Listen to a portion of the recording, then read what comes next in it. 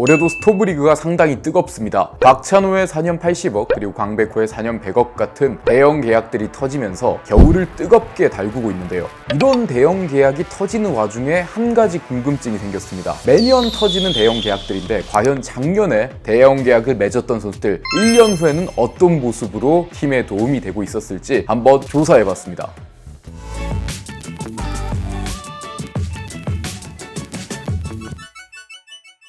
스포츠 클래식 저희 영상 보시기 전에 보고 계신 영상 좋아요, 댓글, 구독, 알림 설정까지 많이 부탁드리겠습니다.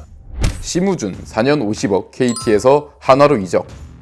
4년 50억이라는 대단한 액수로 이적을 한 한화의 유격수 심우준 같은 경우는 1년 후 성적을 보고 나서 드는 생각이 운이 정말 좋은 선수였다 이런 생각이 듭니다. 첫 번째로는 심우준을 영입한 한화는 FA계의 큰 손이죠. 자금력이 있고 구단 자체에 투자를 아끼지 않는 기조가 있기 때문에 심우준에게 통 큰 투자를 하게 되는데요. 그리고 두 번째로는 심우준은 2024년에 상무에서 제대한 시즌이었기 때문에 풀타임 성적을 기록하지 않았다는 점입니다. 실제로 이사 시즌 53경기 192타석뿐이었는데 WRC 플러스가 75.5로 언제나 그랬듯이 심우준은 못 쳤지만 반대로 생각했을 때 상무에서 제대한 시즌이기 때문에 내년에는 조금 더 나아지지 않을까라는 희망 회로를 돌릴 수 있었던 거죠. 만약에 풀타임 성적이 이랬다면 아무리 그래도 몸값은 떨어질 수도 있었다 이런 생각이 듭니다. 그리고 그 모든 운이 사라지고 2025년 심우준의 민낯을 보면 94경기 275타석 여전히 규정 타석을 채우지 못했고 타율 2할 3푼 1리, OPS 0.587을 기록하며 딱 수비가 좋은 백업 유격수 같은 기록을 남겼습니다. 무려 1년 12억 5천만 원 정도 대형급 계약을 받으면서 이런 성적을 남겼는데 그러나 한화의 아픔은 이게 끝이 아니었습니다.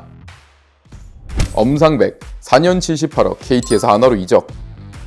사실 심우준 같은 경우는 한화 입장에서도 사면서도 긴가민가 했을 것 같습니다. 그러나 2024 시즌 규정 이닝을 채우면서 ERA 4.88 13승을 기록한 엄상백 같은 경우는 나름대로 확신은 있지 않았을까라는 생각이 드는데요. 나이도 96년생으로 적절했고 구속이 떨어졌던 것도 아니었고 구하기 힘든 선발 자원이기 때문에 한화가 심우준보다 더 큰 금액을 투자한 건데요. 적어도 선발 투수로 로테이션을 채워줄 줄 알았던 엄상백 같은 경우는 28경기 동안 80.2이닝 그마저도 선발 투수로 16경기만을 소화하면서 로테이션을 채우지 못했습니다. ERA는 6.58 그리고 이닝당 출루 허용률은 1.79를 기록했는데요. 이 기록은 10년 전 고졸 신인이었던 엄상백이 100이닝을 던지면서 기록한 ERA 6.66 WHIP 1.77 수준에 그치고 말았습니다. 정리하면 한화의 엄상백은 고졸 신인이었던 KT의 1년차 엄상백보다 더 못 던졌다고 볼 수 있는데요. 한화가 정규리그 2위에 머물렀고 결국은 한국 시리즈 준우승을 한 것을 생각해보면 엄심 둘 중 한 명이 돈값을 했으면 성적은 다르지 않았을까 이런 아쉬움도 남는 것 같습니다.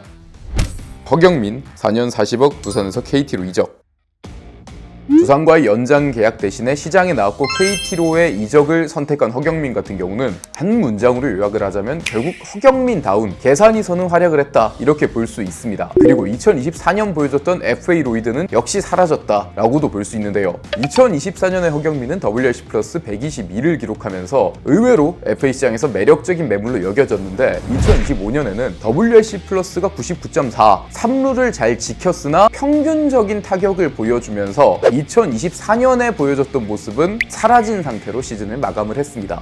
나이가 많은 선수가 FA를 앞두고 짜내듯이 기록한 기록은 다음 해에 이어지지 않는 사례로 볼 수 있을 텐데 그러나 KT 이강철 감독이 허경민을 데려올 때 3루 풀타임을 채워주는 정도의 활약은 해줬기 때문에 딱 기대치만큼은 했다 이렇게 볼 수 있지 않을까 생각이 듭니다.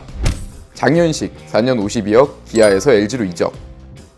완벽했던 통합 우승팀 LG 트윈스 그러나 LG를 상대할 때 상대팀의 찬스 같은 역할을 했던 장현식입니다. 시즌 초반에는 마무리 투수로 유영찬 선수의 공백을 메우면서 10세이브 이상을 기록했고 그러면서 잠시 돈값을 하는 듯 했으나 부상 이후에 폼을 잃어버려서 시즌 내내 불안한 모습을 보였습니다. 사실 기아 시절에도 2024 시즌 이닝당 출루 허용률은 1.45였을 정도로 주자를 내보내면서 조금 불안하게 막아내는 선수였는데 2025 시즌 LG의 강력한 수비진과 잠시를 쓰면서도 WHIP 1.73 그야말로 외줄타기 피칭을 보여주면서 불안한 모습을 시즌 시즌 내내 보였습니다. 한국 시리즈까지 불안한 모습이 유지됐기 때문에 가을 야구에 세타기도 실패를 했는데 그나마 희망을 걸 수 있는 점은 포신 페스티벌의 평균 구속이 147.1km로 여전히 경쟁력이 있기 때문에 내년에는 이것보다 더 낫지 않을까라는 생각 정도는 할 수 있을 것 같습니다. 김강률 3+1년 14억 두산에서 LG로 이적. 김강률 아니 무슨 나와야 평가를 하지. 김강률이라는 별명이 있을 정도로 잘 다친 선수답게 평가를 하기 힘들 정도로 나오지 못했습니다. 김강률의 마지막 1군 등판은 5월 11일이었고요. 결국 시즌 12경기 12.1이닝을 던지면서 어떻게 던지든 간에 돈값을 하지 못했다, 이런 평가를 할 수 있는 기록만 남기고 사라졌습니다. 내년에는 조금 더 오래 볼 수 있었으면 좋겠습니다. 최원태 4년 70억 LG에서 삼성으로 이적.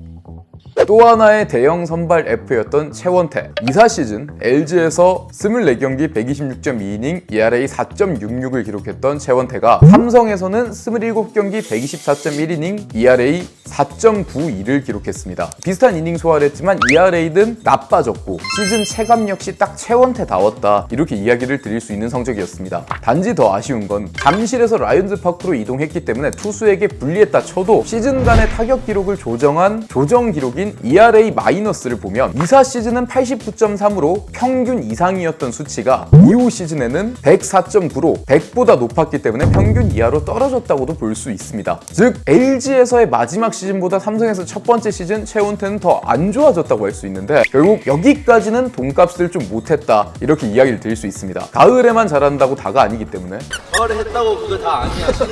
그래도 가을 야구에 일시불 활약을 했다는 농담이 있을 정도로 포스트 시즌에는 그간 가을에 약하다는 오명을 완전히 벗어 던졌고 삼성의 가을 야구를 조금 더 길게 할 수 있도록 도움을 줬습니다. 그러나 시즌 중의 활약이 더 중요하기 때문에 2026 시즌에는 가을 야구보다 정규 시즌에 더 좋은 모습을 보여주는 모습을 기대하겠습니다. 이렇게 6명의 FA 이적생들의 기록을 한번 봤는데요. 기록을 보면서 느껴지는 점은 역시 FA 이적 자체가 그렇게 확률이 높진 않다. 하던 대로만 하는 것도 굉장히 어렵다, 이렇게 느껴지는데 올해 유니폼을 갈아입는 선수들은 과연 내년에 어떤 이야기를 듣게 될지, 결국 돈값을 하는 선수가 누가 되게 될지 내년 시즌 이 자리에서 또 만나면 좋을 것 같습니다. 감사합니다.